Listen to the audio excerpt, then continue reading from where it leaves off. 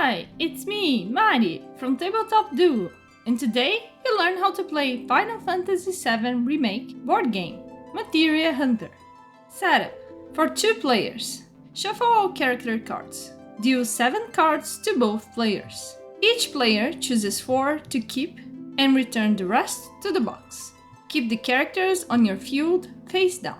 Shuffle the 5 materia tiles and arrange them in order at the center of the table. Shuffle all materia cards and make a deck.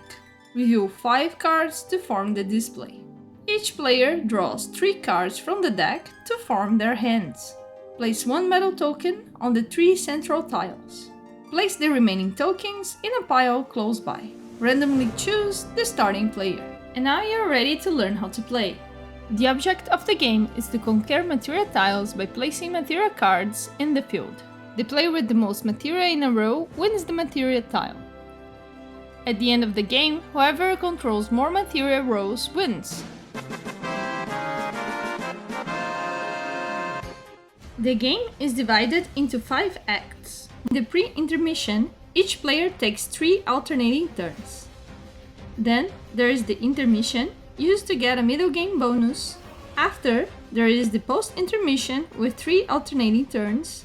Then a final showdown round in which players add materia on the board according to the amount of medals they have.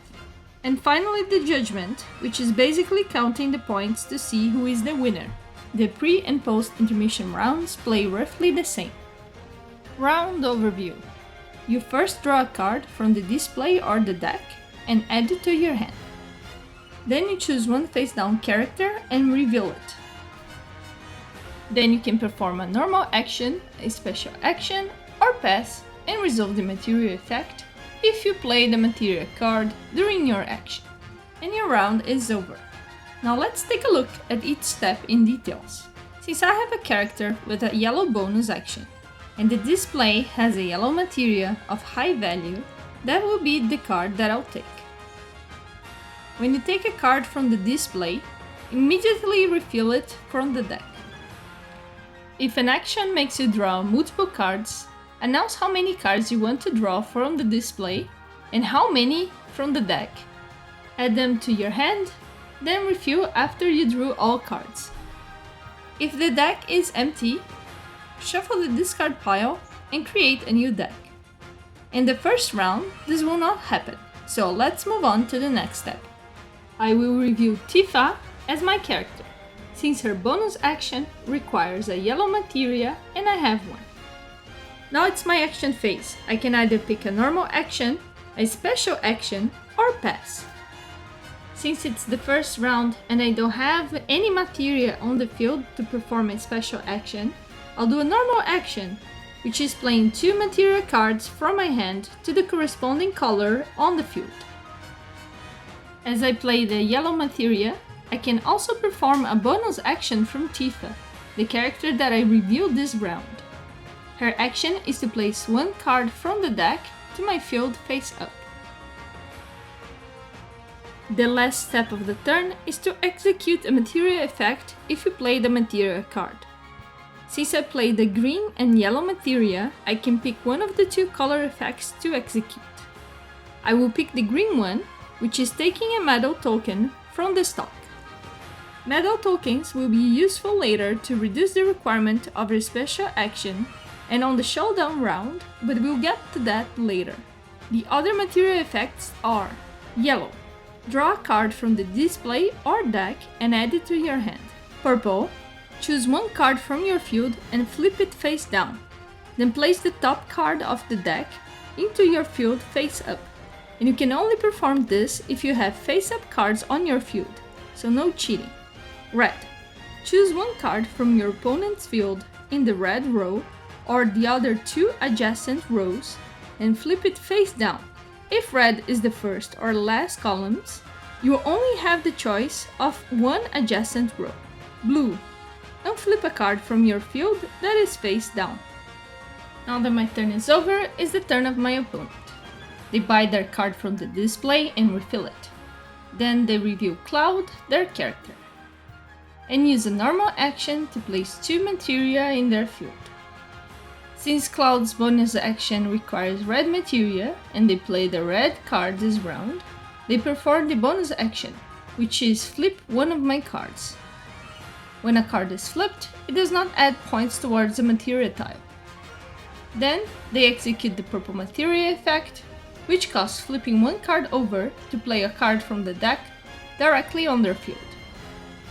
And now it's my turn. During my next round, I get my card, reveal my character, President Shinra, and I will choose to do his special action instead of a normal action, since I meet the requirements. President Shinra requires that a player has 4 or less materia of any color on the field.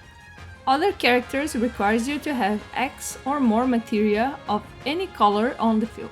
Others require a combined total of X or more materia cards of 1 or 2 indicated colors on the card. Players can pay medal tokens to the stock to decrease the requirement number by 1 per medal paid. President Shinra is the only exception to this rule, since players are not allowed to use medals to change this card's requirement. Since I'm below or equal to 4 materia in my field, I can pay this special action cost that is represented by this white hexagon, which is flipping one face-up card from my field. I can now play his special action in order from left to right. I place 2 cards from my hand to my field face-up, and I flip 2 face-up cards from my opponent. All the icons' meanings are explained on page 6. You can pause the video to see the details.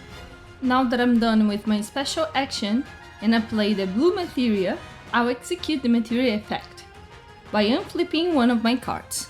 On my opponent's second turn, they draw their card, reveal their character, but decide to pass by drawing 2 cards from the display or deck in any combination. In this case, they take 1 from the display and 1 from the deck to their hand and then refill the display. Each player then plays their last pre-intermission round, and once 3 characters on each side have been revealed, it is time for the intermission. Intermission.